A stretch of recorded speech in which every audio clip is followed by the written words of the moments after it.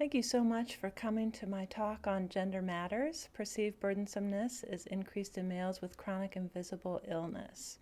I'm Cathy Pederson, and I look forward to our time together.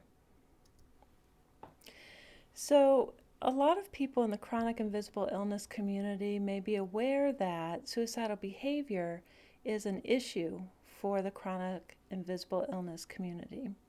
In fact, we know that for folks with chronic fatigue syndrome and or myalgic encephalomyelitis, suicide is the second leading cause of death, and that 20% of patients actually die by suicide.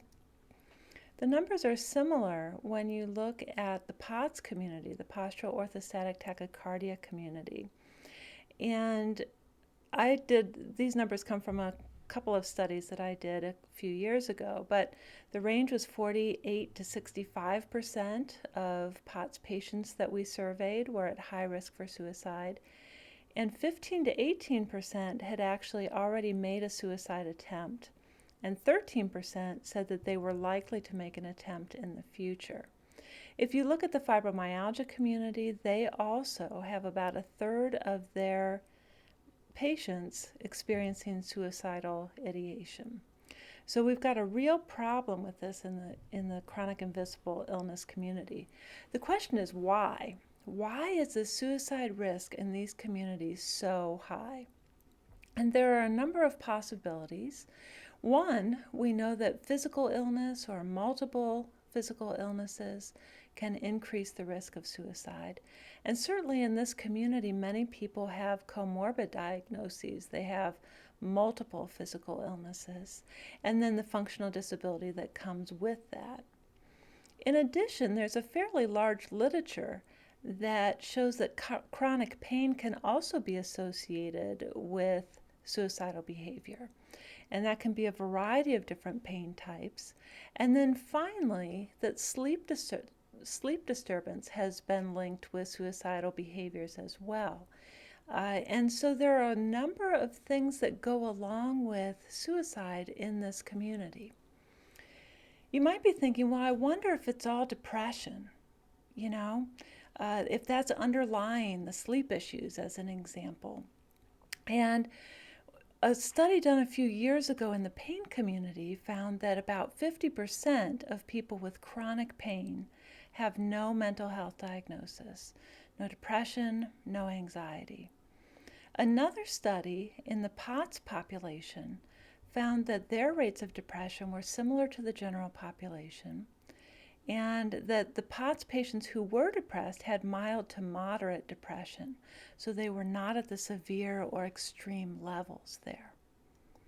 Despite this, the suicidal ideation numbers are really quite high, and again, taking the highest of my studies would be 65% of those individuals reported some suicidal ideation. And if it's not depression, what is it? And there are a couple of possibilities. One is that people are suffering and they're looking for a way to permanently relieve their distress. So, or they could have a life weariness where they don't necessarily want to die, but they can't imagine going on with life the way that they have been. And then finally, fearlessness about death. Again, as people are really ill, they may not fear death in the same way that someone in the general population might. So in the chronic illness community, I'm going to argue that perceived burdensomeness may be a more important risk factor for suicide than depression, thwarted belongingness, loneliness, or physical factors. And let me pull out that depression again. When we think about depression and suicide, we think about a small percentage of people who are depressed are suicidal. But if we flip it, most people think that everyone who's suicidal is depressed. And I'm here to say that I'm not entirely sure that that's true in this chronic illness community. So let me show you the methods of our study. We had an electronic survey that we gave to 726 chronically ill participants, And they answered a variety of questions. So there were some general demographic questions. And then we created something that we called the Chronic Illness Inventory. And we took this from Beck's Depression Inventory 2. And we chose questions that we thought were more related to somatic complaints or illness than to depression per se, particularly in this cadre of participants. We also used the Quality of Life Questionnaire from the World Health Organization. And this BREF questionnaire has 3 domains that we used: physical health, psychological health, and social relationship. And then the last one is the one that I'm going to spend the most time talking about today, and that is the Interpersonal Needs Questionnaire, the 15-question version. And that's going to look at perceived burdensomeness that I mentioned just a few minutes ago, as well as thwarted belongingness. So the Interpersonal Needs Questionnaire is really getting at this interpersonal theory of suicide that came out of Joyner's lab a number of years ago. So let me walk you through this idea. So perceived burdensomeness is the feeling like you're a burden to your family and friends. So notice that it's subjective, feeling like a burden to family and friends. And I did a study in 2018, and we found that about 1/3 of those POTS patients had elevated levels of perceived burdensomeness. We know from other studies that 30% need personal care, especially if they're on the more severe end of POTS, and 25% were too sick to go to work or to school. So perceived burdensomeness, feeling like a burden to family and friends. The second big part of this is called thwarted belongingness, and this is feeling like an outsider in social groups. So not feeling like you fit in anywhere, thwarted belongingness. And again, when we looked at this a few years ago, the POTS patients were elevated. 71% of them were elevated in thwarted belongingness. And this could be for a couple reasons. One, they may have less opportunity for social interaction. And 2, when they have an opportunity, their life experience is so different from what most people might experience that it's hard for them to connect. Notice that where this perceived burdensomeness and thwarted belongingness intersect is this idea of desire for suicide, where maybe they're starting to think about suicide. The third part of this theory is fearlessness about death. Again, this idea that they're not afraid to die. And you can see that when that intersects with both thwarted belongingness and perceived burdensomeness, that this is where we can end up with suicide attempts, which could be lethal. So let me show you the scale that we use. This has been published. You can find it freely in the literature. It's called the Perceived Burdensomeness Scale, and it's part of the Interpersonal Needs Questionnaire 15. And you can see that it's only 6 questions. It all starts with these days, so it's current. And then as an example, the people in my life would be better off if I were gone. And then you ask people to respond using this Likert-like scale. So 1 would be not at all true for me, all the way up to 7 that would be very true for me. After the person has taken these 6 questions, given their answers, you sum those up. And if their score is equal to or above 17, that indicates that they have a high level of perceived burdensomeness, and they fall into that desire for suicide category. So it's a pretty quick and easy questionnaire that can be used in a wide variety of circumstances. When we used it, we saw that 38% of our participants fell into that desire for suicide category. And so you can see our N here. We had a lot more women than men. We really pushed, we really tried to get more men to respond to the surveys, but it's a struggle. Regardless, or forgiving the difference in our N. Notice that the means on this survey are different, that they're much higher for men than they are for women. When you look at the bigger statistics, the multiple linear regression data, that showed that gender was by far the biggest, had the biggest impact on the feelings of perceived burdensomeness, even after we controlled for everything else that was significant. So for total diagnoses, that chronic illness inventory, looking at somatic complaints, age, and then 2 of those domains from the World Health Organization, the psychological health and social relationship. So if you're one of those people that really likes to see the numbers, there they are.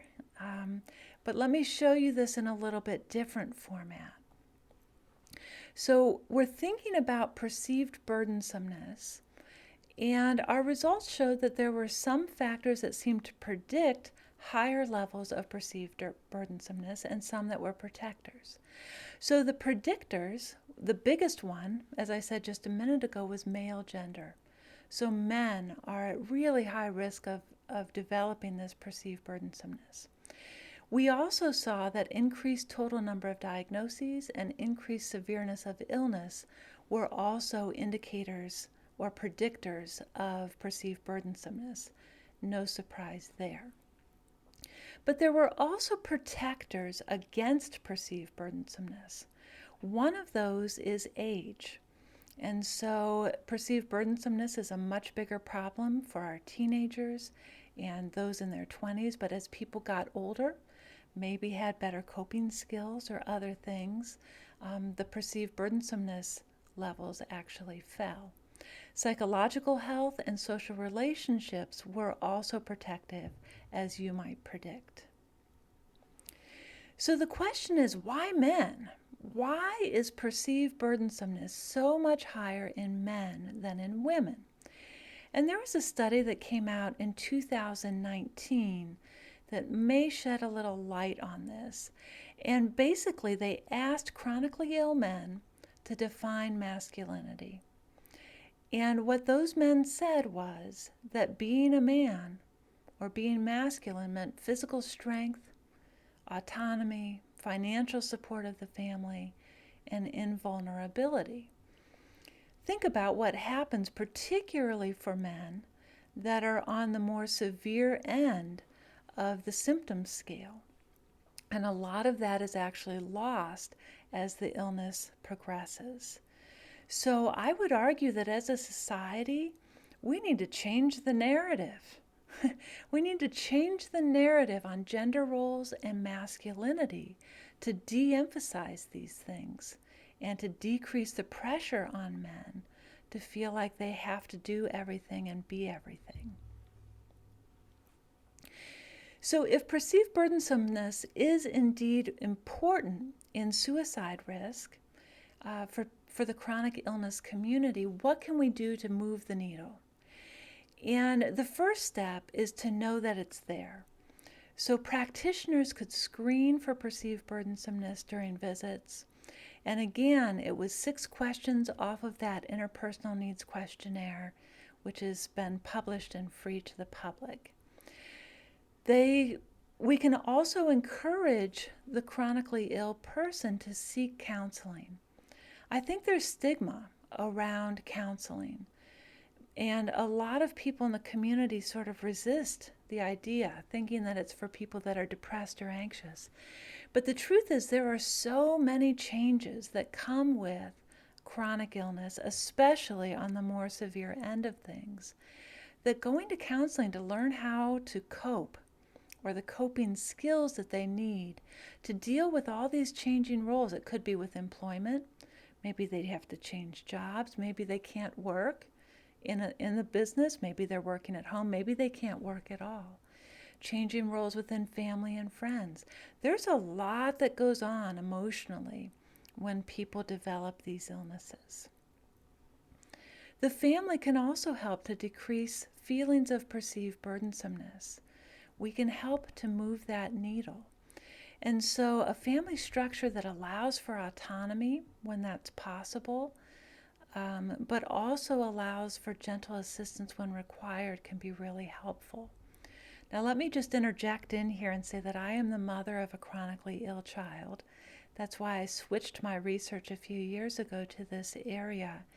And so no one's perfect at this. No family is perfect at this. But do the best you can, right? We all need to do the best we can in that moment to have a supportive environment for our loved one. And then finally, career retraining, to allow for more sedentary employment, especially if they had a job that required a lot of activity and stamina.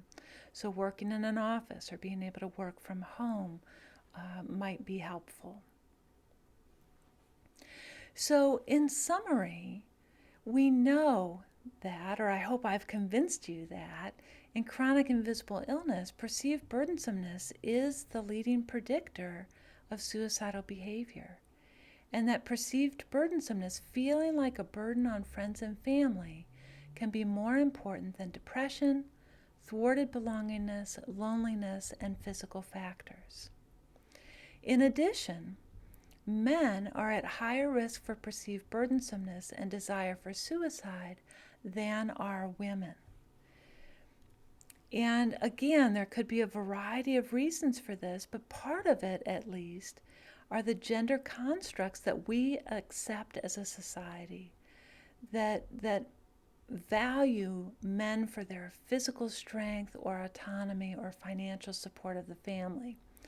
We need to be thinking more about men as being human and women as being human, and not assigning these gender roles.